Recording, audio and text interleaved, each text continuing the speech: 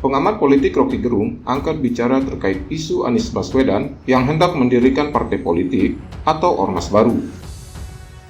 Menurut Rocky, hal itu perlu dilakukan mantan gubernur DKI itu mengingat basis pendukungnya di Pilpres 2024 kemarin.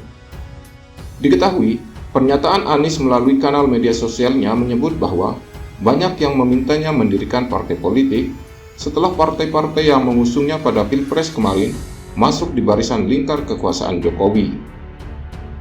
Rocky juga mendorong agar Anies segera mendeklarasikan partai tersebut bersamaan dengan lengsernya kepemimpinan Jokowi pada tanggal 20 Oktober mendatang.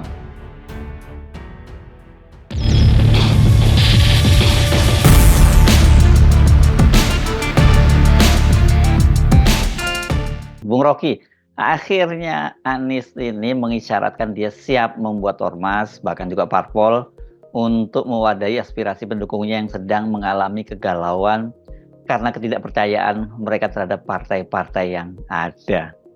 Ya betul, euforia itu, entusiasme itu memang harus ditampung di dalam perlembagaan. Dan politik memang harus diucapkan dengan cara formal. Dan keformilan itu dibuktikan melalui suara partai politik.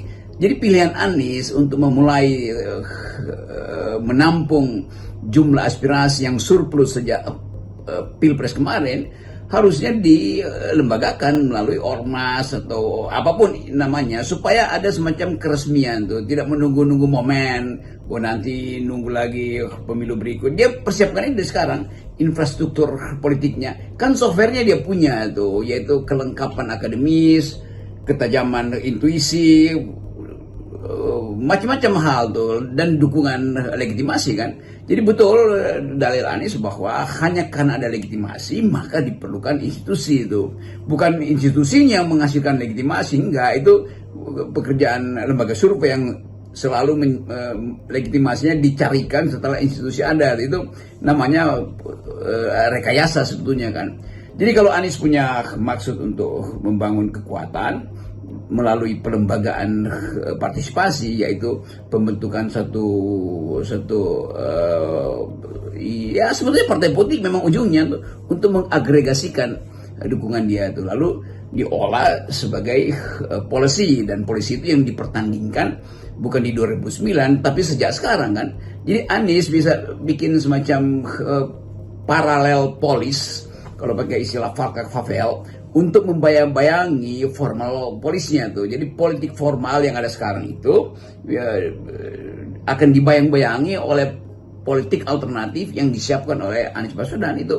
Itu cara yang bagus tuh, cara yang baik untuk memulai memanfaatkan kelebihan suara atau surplus suara atau potensial dukungan itu dengan menampungnya dalam partai politik. Dan itu yang memungkinkan orang di 5 tahun ke depan bisa melihat bahwa Anies memang merintis dari awal karena kakinya itu berakar. Nah selama ini Anies itu berayun aja tuh, seolah digantung sehingga kakinya nggak nyampe ke bumi, kendati pikirannya itu beredar di wilayah elit apalagi itu. Nah ini Bung Rocky soal timing ya. Kapan waktunya yang tepat menurut Anda bagi Anies untuk mendeklarasikan ormas atau parpolnya ini? Saya kira kesiapan teknis itu soal mempercepat aja kan. Dan saya bayangkan misalnya akan sangat dramatis kalau di hari Pak Prabowo dilantik, di hari Pak Jokowi berhenti sebagai presiden, kalau belum dilengserkan sebelum 20 Oktober maksud saya, di hari bersejarah itu Anies juga mendeklarasikan partai politiknya kan. Betul-betul ada event di situ, dan sesuatu yang eventual itu selalu akan diingat sebagai monumen. Jadi Anies pastikan aja bahwa 20 Oktober dia akan deklarasikan sebuah organisasi politik atau sebuah organisasi masyarakat yang punya maksud politis, atau sekaligus mendeklarasikan aja partai politiknya. Kan bikin partai politik cuma didaftarkan di Kemenhukam kan. Tentu saja fasilitas yang ada di daerah itu bisa diverifikasi nanti kalau mau pemilu. Tetapi mengatakan bahwa ini partai politik kan gampang sekali tuh. Jadi kecukupan peralatan Anies itu sangat mungkin untuk dibuktikan dalam bentuk partai politik baru di hari ketika Pak Jokowi Pak Jokowi digantikan oleh Pak Prabowo. Jadi semua hal sebetulnya bisa ditakar dari sekarang bahwa Anies memang punya maksud, punya ambisi untuk jadi presiden. Ya dibuka aja kan. Buat apa seolah-olah ini cuma ormas? Enggak, bilang aja bahwa saya Anies Baswedan ingin jadi presiden di 2009, saya minta dukungan kaum intelektual yang membantu saya di 2000 Pilpres yang kemarin itu merupakan modal software saya, dan hardware-nya itu pasti akan datang sendiri ketika software-nya udah selesai. Kan ini cuma membangun instalasi itu. Airnya udah siap untuk dialirkan, instalasi aja kan dibangun.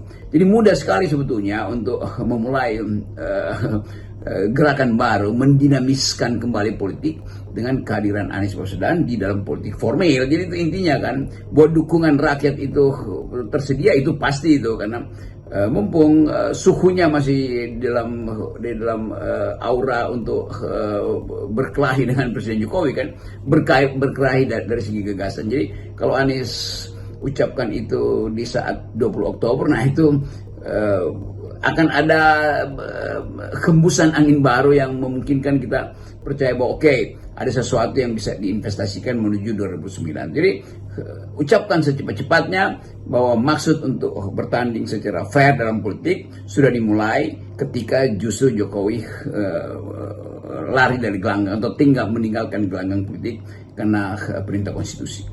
Dan sekali lagi mungkin juga sebelum ada perintah konstitusi di 20 Oktober ya ada proses politik yang di mana Jokowi itu dalam status impeachable bisa dijatuhkan karena kejahatan konstitusional.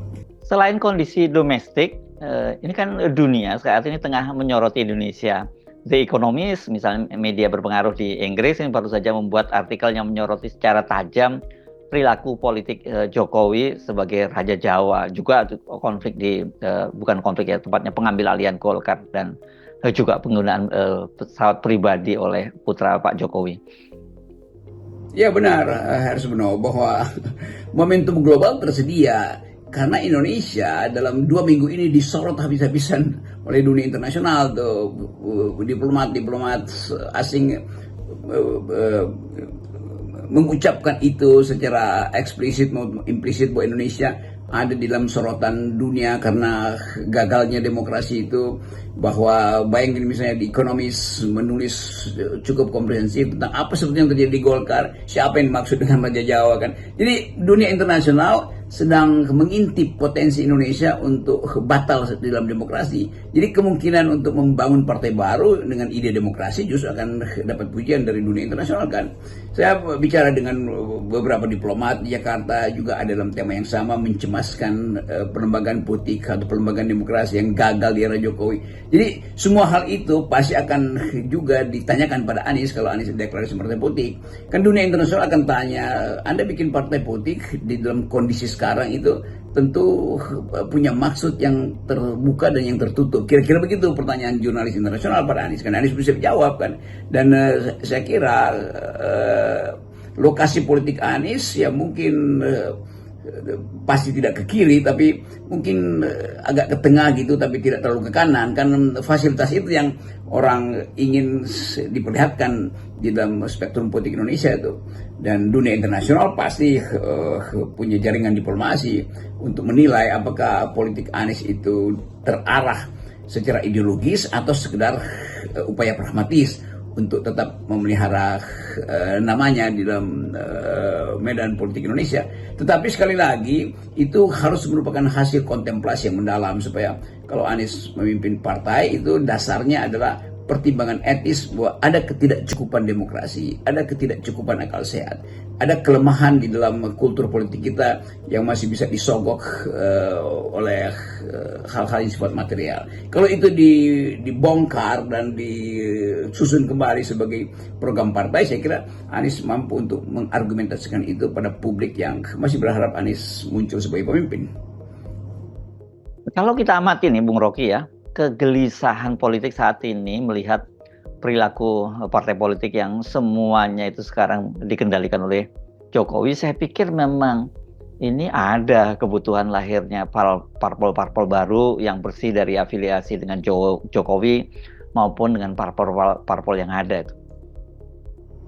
Saya kira bagus kalau setelah Presiden Prabowo memerintah ada 1-2 partai baru yang betul-betul menunjukkan kesungguhan untuk membenahi negeri ini, dan mungkin 1-2 partai lama yang bisa menghidupkan kembali harapan dan memperbaharui dirinya. PDIP pasti akan muncul dengan wajah baru karena mampu untuk menghindar dari jebakan-jebakan politik, bahkan tidak bernasib seperti Golkar. Golkar juga mungkin kalau lakukan munaslup lagi untuk mengevaluasi kepemimpinan Bahlil, dimungkinkan juga Golkar memberi harapan baru. Jadi saya membayangkan bahwa setelah Presiden Prabowo tentu akan ada suasana lain, bahwa kesempatan untuk mengaktualisasikan kembali prinsip-prinsip politik demokratis terbuka, karena Prabowo harus menjamin dan berjanji untuk menjamin bahwa akan ada kebebasan politik, tidak akan ada lagi intervensi pemerintah di kampus, bahwa kebebasan berpikir itu memang ciri dari masyarakat demokratis, bahwa sopan santun itu diperlukan, tapi bukan di dalam upaya eufemisme, harus ada kritisisme ditumbuhkan tuh. Dan saya kira itu hal yang bagus supaya terlihat bahwa Indonesia memang berbeda setelah Prabowo dan sebelum Prabowo kan. Walaupun Pak Prabowo selalu anggap bahwa ini adalah kelanjutan, tapi secara historis dan secara psikologis tentu Pak Prabowo menginginkan ada pletora baru dan ada aura politik baru untuk menghasilkan Indonesia yang cerdas secara demokrasi dan bisa bertumbuh, karena demokrasi di dunia itu satu-satunya alasan mengapa orang misalnya datang untuk berinvestasi itu, karena percaya bahwa akan ada kejelasan di dalam pengambilan keputusan tuh. Dan itu berarti sistem evaluasi kita terhadap Prabowo nanti akan didasarkan pada komponen-komponen etis, bukan lagi komponen-komponen pragmatis. Nah, kalau ada partai-partai baru tumbuh di era Pak Prabowo, itu penanda bahwa demokrasi dihidupkan kembali kan. Kan cuma itu keterangan untuk percaya bahwa Indonesia bisa kembali ke dalam filsafat demokrasi, yaitu filsafat untuk memerdekakan manusia dari penindasan ekonomi, politik, kebudayaan, dan semua itu yang diharapkan sebetulnya landasan untuk apa istilahnya kan kemarin, landasan untuk generasi baru menatap Indonesia baru dan percaya bahwa bonus demografi adalah hak mereka. Tadi Anda menyinggung soal Pak Prabowo yang Anda yakini akan membuat semacam pembeda lah, kendati sebagai dia selalu menyatakan kelanjutan pemerintahan Jokowi.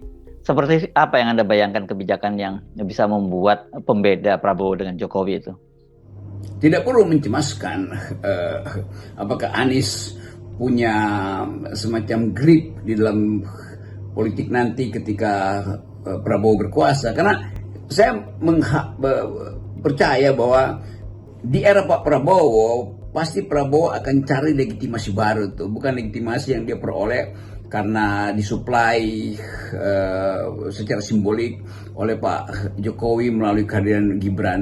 Dan begitu Anies misalnya tuh menumbuhkan harapan baru, maka sorotan akan ada pada Anies, bukan pada Gibran tuh. Sorotan akan ada pada AHY. Dan Prabowo kelihatannya akan sangat bahagia kalau ada tokoh-tokoh muda yang masuk di dalam kompetisi politik tanpa beban dinasti, tanpa beban feodalisme. Jadi itu yang memungkinkan kita mampu melihat bahwa ada cahaya baru di ujung tunnel ini, di ujung terowongan, bahwa Indonesia bisa ditumbuhkan kembali melalui perspektif kecerdasan akademis. Jadi itu yang sering saya inginkan, supaya kembalikan politik ke wilayah pikiran, ke wilayah kaum yang berpikir tuh. Itu sebetulnya cita-cita para pendiri bangsa ini. Karena itu didalilkan di situ bahwa tugas pemerintah, tugas presiden adalah mencerdaskan kehidupan bangsa. Dan sayang sekali itu tidak terjadi di era Pak Jokowi.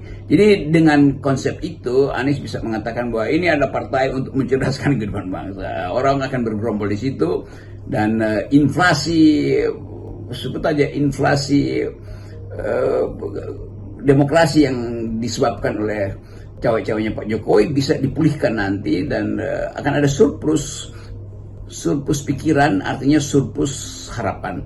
Dan politik selalu ada di dalam logika itu, yaitu politics of hope. Saya kira itu yang mungkin bisa dijadikan fondasi etis untuk mendorong Anies masuk kembali dalam medan politik melalui institusi yang dibuat formil, yaitu institusi yang bisa dia andalkan sehingga dia tidak perlu tukar tambah dengan institusi yang lain atau dengan partai politik yang lain.